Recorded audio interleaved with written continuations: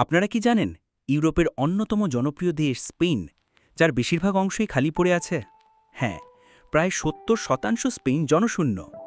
Madrid, বার্সেলোনার মতো ঝলমলে শহরগুলোর বাইরে স্পেনের বিশাল অংশ জুড়ে ছড়িয়ে আছে এসপানিয়া ভাসিয়াবা বা খালি স্পেনের নীরব গল্প। কিন্তু কেন এমনটা হলো? কী কারণে স্পেনের এত বড় একটি অংশ জনমানব শূন্য? আজ আমরা সেই রহস্য উন্মোচন করব। প্রথমে জেনে নেওয়া যাক স্পেনের ভৌগোলিক অবস্থান সম্পর্কে। স্পেন ইউরোপের দ্বিতীয় বৃহত্তম দেশ এবং এর ভূখণ্ড বৈচিত্র্যপূর্ণ।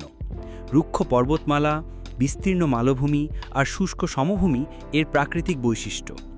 জলবায়ুর দিক থেকেও এখানে চরম বৈসাদৃশ্য দেখা যায়। কিছু অঞ্চল অত্যাধিক গরম ও শুষ্ক, আবার কিছু অঞ্চলে প্রবল ঠান্ডা।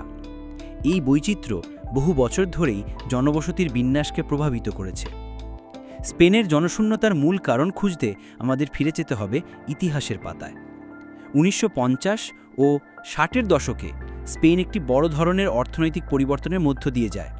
ফ্র্যাঙ্কো শাসনামলে কৃষি থেকে শিল্পের দিকে মনোযোগ সরে যায়।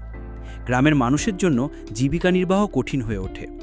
উন্নত জীবনের আশায় লাখ লাখ মানুষ গ্রাম ছেড়ে শহরে পাড়ি জমায়। বিশেষ করে মাদ্রিদ, বার্সেলোনা, ভ্যালেন্সিয়া, সেভিয়ার মতো বড় শহরগুলোতে কাজের সুযোগ বাড়তে থাকে। অর্থনৈতিক কারণগুলো ছিল এই অভিবাসনের চালিকা শক্তি। ছোট ছোট কৃষি জমিগুলো বড় আকারের বাণিজ্যিক কৃষির সাথে প্রতিযোগিতায় টিকতে পারছিল না। আধুনিকীকরণ এবং প্রযুক্তির ব্যবহার কৃষিখাতে শ্রমিকের চাহিদা কমিয়ে দেয়। ফলে গ্রামের তরুণ প্রজন্ম শহরে গিয়ে ফ্যাক্টরি, নির্মাণ বা সেবা খাতে কাজ খুঁজতে শুরু করে। এই অর্থনৈতিক টানাপোড়েন গ্রামীণ অর্থনীতিকে দুর্বল করে তোলে। আধুনিক জীবনযাত্রার পরিবর্তনও এই প্রবণতাকে ত্বরান্বিত করেছে। গ্রামে চিকিৎসা, শিক্ষা, ইন্টারনেট বা পরিবহনের মতো মৌলিক অবকাঠামোর অভাব একটি বড় সমস্যা। তরুণরা উন্নত শিক্ষা এবং ভালো সুযোগ সুবিধার জন্য শহরে যেতে বাধ্য হয়। গ্রামে থেকে গেলে তাদের ভবিষ্যৎ অনিশ্চিত মনে হয়। ফলে যখন প্রবীণরা মারা যান, তখন গ্রামগুলো আরও জনশূন্য হয়ে পড়ে। এই অবিচ্ছিন্ন অভিবাসনের ফলে স্পেনের গ্রামীণ অঞ্চলে একটি গুরুতর জনসংখ্যাগত সংকট দেখা দিয়েছে। গ্রামের জনসংখ্যা শুধু কমেইনি, বরং তাদের গড় বয়সও অনেক বেড়ে গেছে। তরুণ প্রজন্ম না থাকায় জন্মহার কমে গেছে এবং মৃত্যুর হার বেড়ে গেছে। এই অবস্থা গ্রামগুলোকে মৃত্যুকুণ্ডলীর দিকে ঢেলে দিচ্ছে, যেখানে নতুন জীবন নেই এবং পুরনো জীবন শেষ হয়ে আসছে।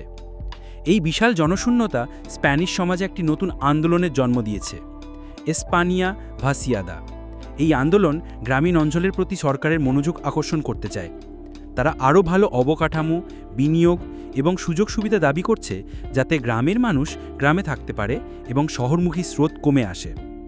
এই আন্দোলন স্পেনের জাতীয় রাজনীতিতেও প্রভাব ফেলতে শুরু করেছে। সরকারও এই সমস্যা সমাধানে কিছু পদক্ষেপ নিচ্ছে। খালি গ্রামগুলোতে নতুন বাসিন্দাদের আকর্ষণ করতে সস্তা বাড়িঘর বা ট্যাক্স ছাড়ের মতো উদ্যোগ নেওয়া হচ্ছে। কিছু গ্রাম বিদেশি বা তরুণ পরিবারগুলোকে আমন্ত্রণ জানাচ্ছে, বিনামূল্যে ঘর দিচ্ছে বা ছোটোখাটো ব্যবসা শুরু করার জন্য সহায়তা দিচ্ছে। তবে এই উদ্যোগগুলো কতটা সফল হবে তা বলা কঠিন, কারণ দীর্ঘদিনের এই সমস্যার সমাধান সহজ নয়। আশার কথা হচ্ছে, প্রযুক্তির উন্নতির সাথে সাথে রিমোট ওয়ার্ক বা দূরবর্তী কাজের সুযোগ বাড়ছে। শহর থেকে দূরে গ্রামে বসেও এখন অনেকেই কাজ করতে পারছেন।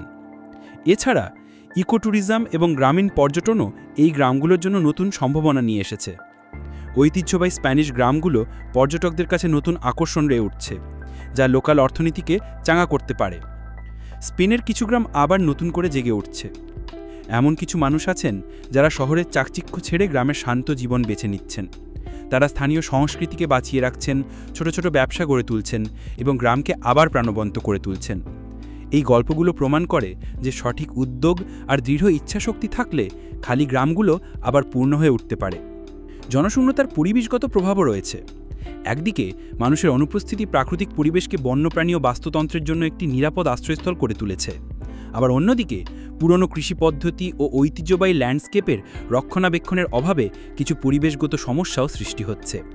বনাঞ্চলে আগুন লাগার ঝুঁকি বেড়ে যায় যখন সেগুলো দেখাশোনা করার মতো কেউ থাকে না।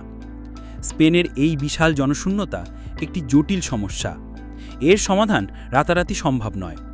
ভবিষ্যতের জন্য প্রয়োজন সমন্বিত প্রচেষ্টা, সরকারের নীতি, স্থানীয় উদ্যোগ এবং প্রযুক্তির সঠিক ব্যবহার।